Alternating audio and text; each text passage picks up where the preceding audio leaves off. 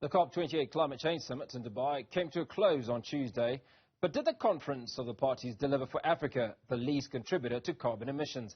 Well, for more on this discussion, we're joined by University of Lagos political scientist Bamidele Olajide. Bamidele, appreciate your time this evening. Now, in your assessment of COP28, what do you think of the declarations, particularly in relation to Africa's concerns and priorities? Yeah, thank you very much. Let me first of all congratulate Africa. In my opinion, which in my opinion had a very fruitful COP28. So to the declarations, there are a number of declarations. The declaration on sustainable agriculture, resilience food, and climate action. Very excellent, because that is the first time that climate change is being linked. Climate change is being linked to the food system, and for Africa, the bulk of our emissions, the largest chunk of our emission comes from that source. So this declaration, in particular, gives us two agenda. Give us two wins as a goal. For us, we'll be able to reduce our emission through agriculture and other land use. Then it could also lead us as a continent to food security, and I think that is an excellent one. Then the declaration on climate change and health, excellent.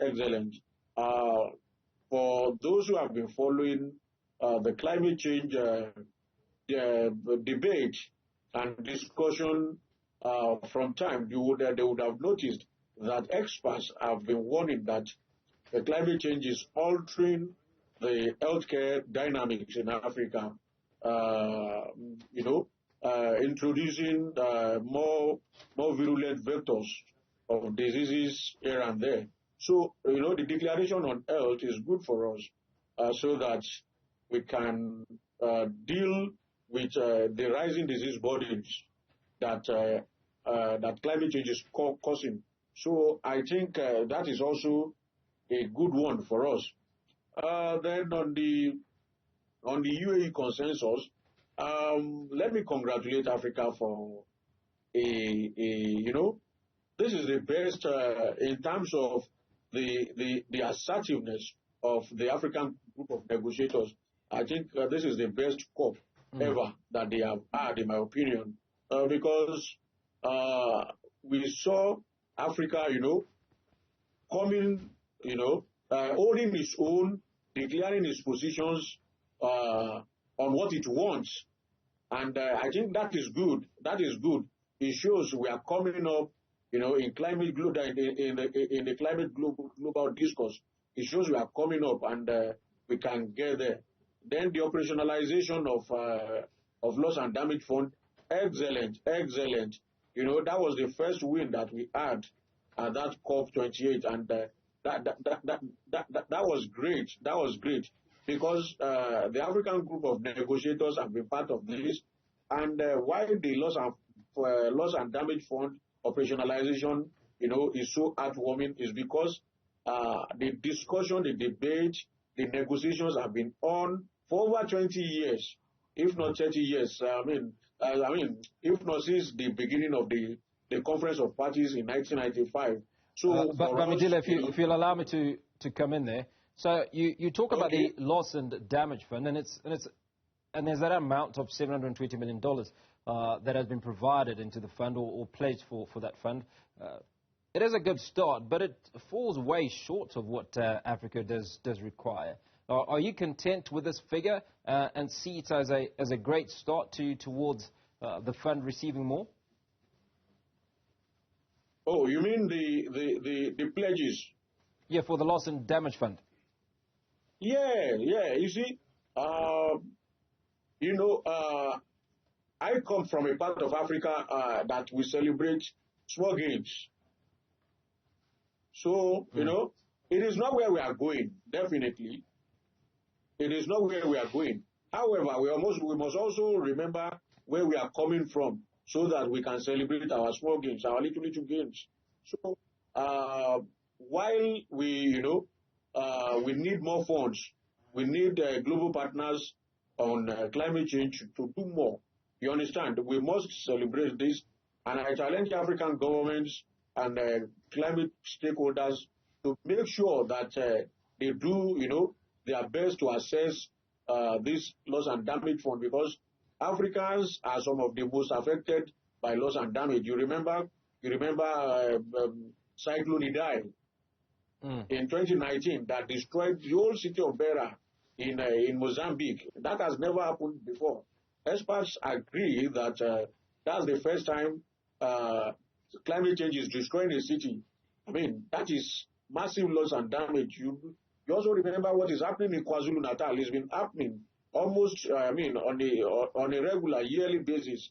The saddening flood situation in that South African province. So, and Nigeria recently, this year, the flooding was serious. So, loss and damage, is one thing that we need to tackle. And yes, the fund, the pledges might not really be what the amount that we need now. However, we need to celebrate this. I think it's a good one for Africa. So let's take a look at the transition away from fossil fuels. I mean, you talk about where we're going and where we're coming from. Now, the rest of the West, or the rest of the world of the North, rather, is moving away from fossil fuels. They were in fossil fuels. Now, many African countries rely on fossil fuels in order to power their economies. What's your take on this transition process? Yeah, thank you very much. If you follow the language of the African group of negotiators and African leaders throughout the COP, the COP28, that's justice. That's a just, transition. And just transition for us now means that yes, we will phase out fossil fuel. However, it doesn't mean that African countries, whose economy are reliant on fossil fuel, will immediately leave. Stop the production of fossil fuel. What we are saying is that we want commitment. We want commitment from the Western countries. I mean, when you look at the emissions, you see it has historical emissions. Largely is from the West, and maybe perhaps China. So they should take the lead, and that is why African Union is insisting on differentiation as part of the common but differentiated responsibility of the UNFCCC process. So we want to phase out fossil fuel, but for Africa, Nigeria, my country, we rely on crude oil. It has the mainstay of the Nigerian economy. However, is that it doesn't mean that we are going to stop fossil fuel immediately, but it does give us an opportunity to plan towards energy transition.